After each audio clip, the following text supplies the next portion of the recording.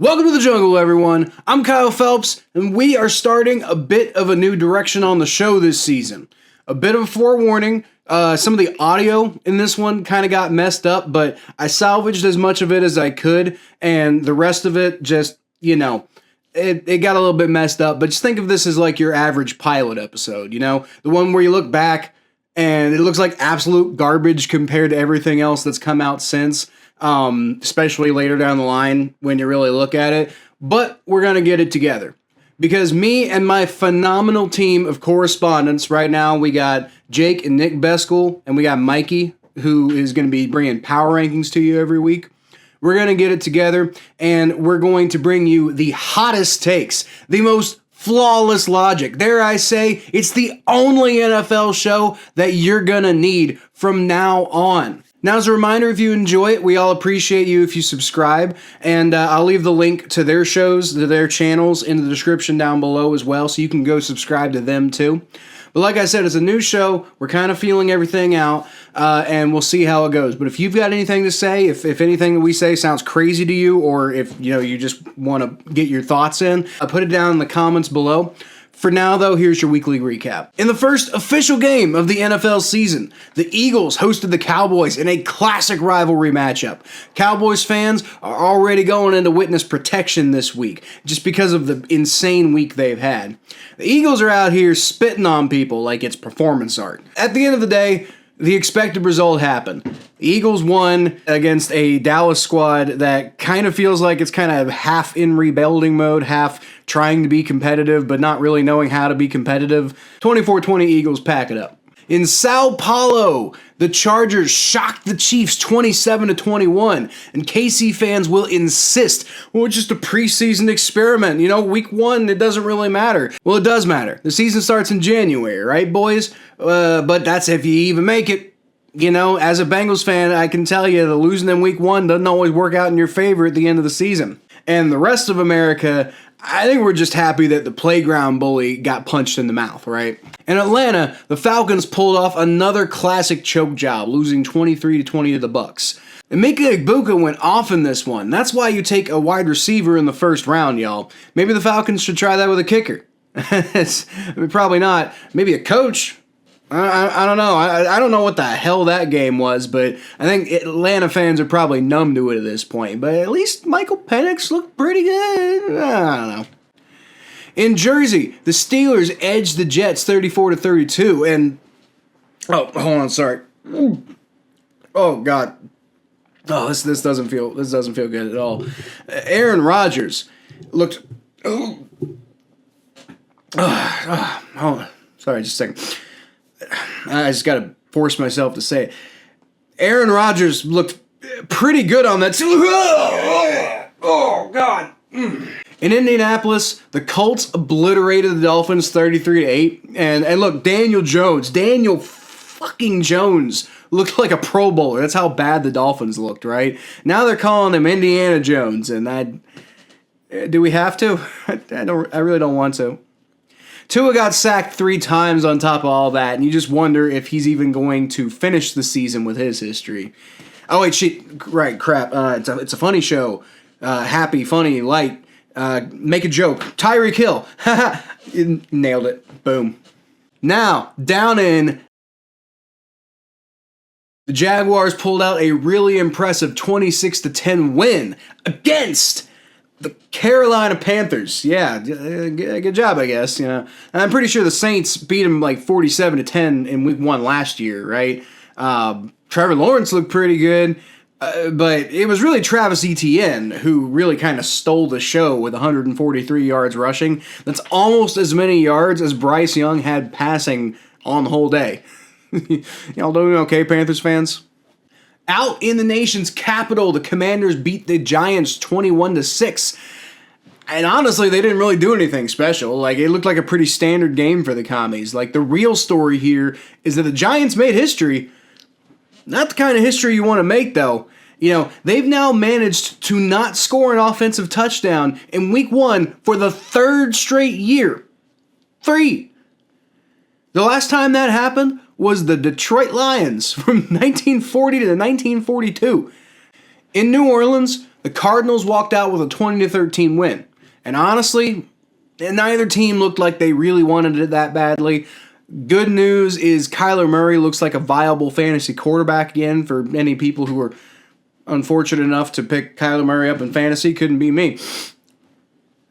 But stay tuned for Who Dey versus Who Dat on Thursday Night Football here on YouTube. We're doing it every week. And this upcoming week, we'll see if Mikey actually has any hope left. Now we head to the capital of rock and roll, Cleveland, Ohio, which sounds a hell of a lot nicer than the mistake on the lake, right? But hey, guess what? The Bengals finally won a Week 1 game. Let's go.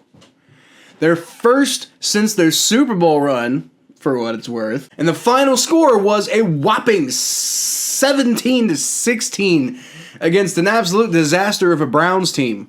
I mean, hey, at least the defense looked competent, right? I mean, you know, hey, Cleveland, you missed Dustin Hopkins yet? All right, let's swing up to Foxborough where the Raiders beat the Patriots 20-13. This game was weirdly fun, actually. You know, Drake May and Geno Smith were both running for their lives back there, and they both put up numbers. You know, not always good numbers, to be fair. You know, there were some major mistakes, but, you know, something to build on. Pump the brakes a little bit, though, Raiders fans. You got the win, but every time they get a win, they think they're going to the playoffs immediately afterwards, and we all know how that one ends. Up in Seattle, the 49ers beat the Seahawks 17-13. Seahawks, what the fuck is going on there, guys? JSN does look like that freakazoid that Sam Darnold is going to be very good friends with, but everybody else, they combined for 26 yards receiving. The 49ers, on the other hand, are already in mid-season form with all those injuries. So, I mean, I think we can all just ignore the NFC West in general this year. Bo Picks showed up in Denver this week. Their defense looked pretty solid against the, oh wait, hold on. That was the Titans. Yeah. So, it's fine in Denver, right? They got the win, though. I mean, you know, give them that.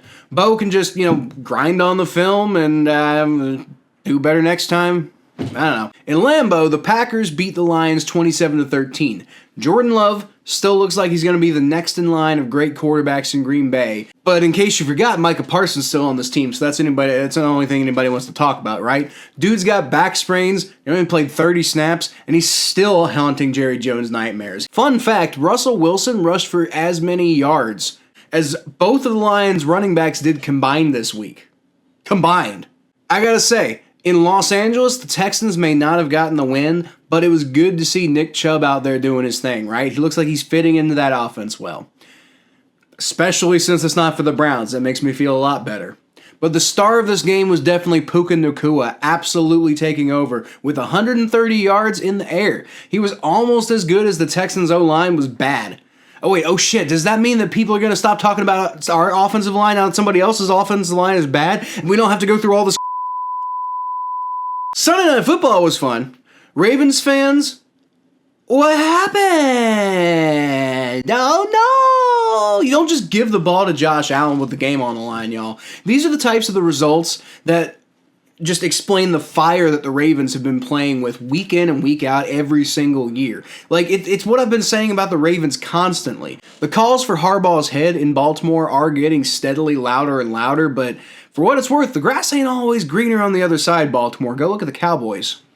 Finally, on Monday night, J.J. McCarthy had his coming out party with a 27-24 comeback win over the Chicago Bears. Of course, this was immediately after it looked more like a career wake in the first half in his first game, right? And it's like the opposite of what Caleb Williams did. Don't worry though, Bears fans. Y'all have an actual quarterback one day, and I'm sure you won't have to wait another 106 years to get your first one.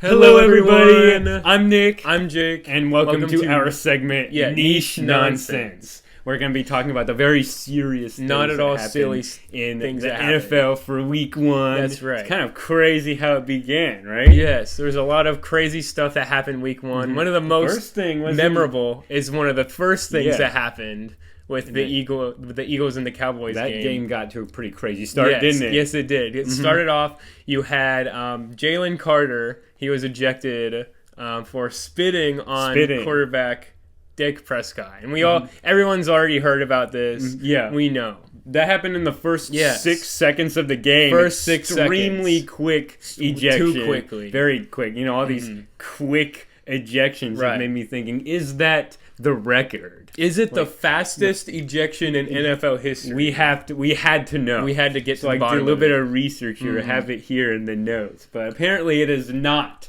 the fastest that's ever It's happened. not. Because apparently in 2005, it was also, believe it or not, the Eagles' opening It's game. crazy, yeah. This time against the Falcons, where Jeremiah Trotter, as the Eagles linebacker at the time, fought the Falcons cornerback Kevin Mathis. Before the game even started, Yeah. they were fighting, and then both players got ejected from the Right. game when the clock Yeah. didn't even start. So faster 0 than seconds. 6 seconds because it was before 0 it even seconds. happened. Have beat Yes. that, right? You can't. This happened again. It happens Again? more often than you think. Not with the Yo. Eagles, but a year earlier in 2004, there was the Browns and Steelers game where the running back at the time, William Green, Yeah.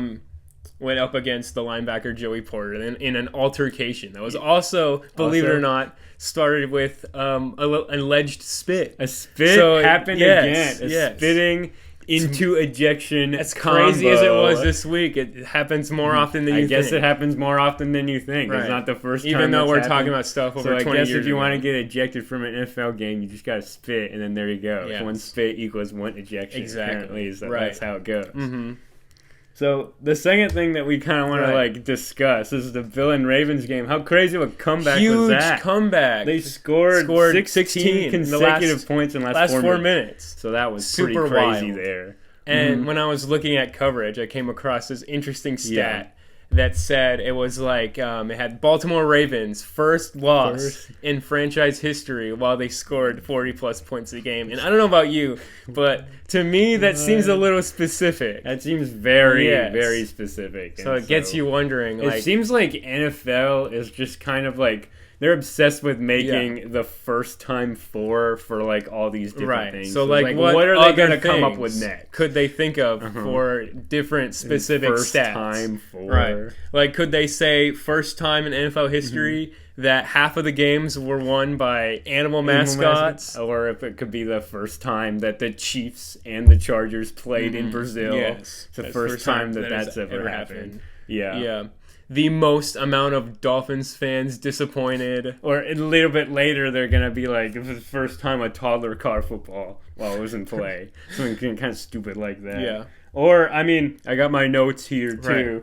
This is the first time in NFL history that the Eagles, Chargers, Colts, Steelers, Jaguars, Cardinals, Commanders, Buccaneers, Bengals, Raiders, 49ers, Broncos, Packers, Rams, Bills, and Vikings all are undefeated at the very same time. The same time. First time that's ever happened. First time that's happened, probably. Yes. Yeah. And I don't know about you, but every time you get like a whole week rundown, you kind of wonder, like, is it better to be an away team or a home team? Well, 8 of those games, 8 of those victories, those supreme champs, were happened. home games. Home games? Yes. Okay, that means like the rest of them, the last 7 That's would right. be away games. That would mean it would be better to be home Yes. than away. It is better to be It's home kind of than away, crazy. unless you are a Saints or Patriots fan. Then you want to be away from home. Yeah, if they're just get playing home, you got to get out. If they're playing at all, They you gotta got to get move out. Move somewhere out. else Go on 'cause their vacation. home was very unlucky and didn't It work. sucks to So be at home if Yeah. you're a Saints or Patriots fan. just go somewhere. Yes, go somewhere else. So it's time for our predictions Yes. as well. We're going into week 2. What Week do we 2. think is What going to do we happen? think is And gonna we are- happen in week We are 2? very smart people. We know exactly what's going to happen. Exactly. We Like- have seen into the future. We know what's going to happen in week 2. Break it down for us, Nick. we know for certain that we're going to get another spit ejection. It's gonna happen. But this time Happens it's week going one, to be happens 4 week 2. players. It's going to be during the Commanders and Packers the first game. We're going to get Jane Daniels, Darren Payne, Jordan Love, and Colby Walden. Yes. They're all going to be in a competition to see who can Yeah. spit the farthest. And It's a then, game. It's a game. And then they're going to all, get their distance in and be like, wait, you can't spit? Boom, ejection. Boom. Yes, they're all going to play That's this distance game and all get ejected at the same time. It's going to be crazy. Another thing that's going to honestly, happen is you're going to have 59,292 hot dogs lot of are hot going to dogs. be eaten and sold at the concessions. That's the number that's going to happen Oh, throughout it's going to be all the of exact week two. amount. Very Yes, that's the specific exact but number that's of what's hot gonna dogs. happen. Yes. And then the last prediction is we're going to have the first time in franchise history. First time in 'cause we NFL gotta get history. First time in NFL history. Yes. That the Cardinals mascot is going to score a touchdown in the third quarter of the game. He's not in the roster yet, but that mascot will be. He will Yeah. be. He will be. Make sure you're watching that third quarter. The You're going to see Cardinals Cardinals mascot go for a supreme run, and there you go. And there you go. That's the recap, folks. Let's bring out our power rankings analyst, Mikey. And, this is the part of the episode where the audio is not going to be as good, so I apologize. But I'm sure he's going to have some very reasonable, grounded takes on the NFL landscape. He's going to give us his top 10 power rankings. Mikey, say hi to everybody. What's up, y'all? All y'all gotta do is believe, man. But yeah, man. Believe in what? Being 32nd in the... I mean, I know we're only doing the top 10 power rankings, but you got them 32 in your power rankings this week. Yeah. Don't worry, I'll put them up next week. It was just, this week, it was just like, I just don't know a little bit.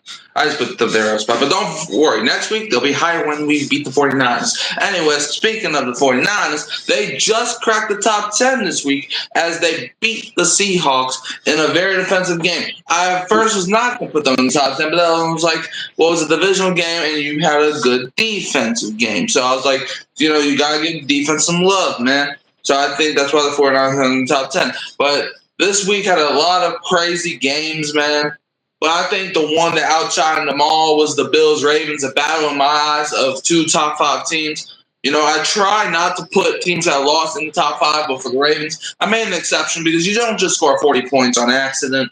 And, I understand they lost, but that was kind of like a wackadoo final 6 minutes or so. Don't get me wrong, they choked they falconed that game. I thought Lamar Jackson was Michael Penix or something for how he choked that game because Michael Penix is terrible. And that's how Lamar was playing, man. So, yeah. So, the Ravens, bro, y'all sold that game, man. Y'all sold the game like it was a popcorn at a movie theater. Y'all could not, man, win that game, bro. It was like, and I wanted the Bills to win. I'm looking at that. I'm like, man, I pray for every Ravens fan tonight. But hey, y'all still in the top 5 though. And the Bengals, man, your favorite team, just cracked the top 10. And the only reason I put them in the top 10 is because I feel like their defense improved. Chargers, I think, play like a top 10 team. But they beat the Chiefs. A lot of people had the Chiefs at least making the championship game. I think Quentin Johnson catching 2 touchdowns. Where did that come from? I don't know.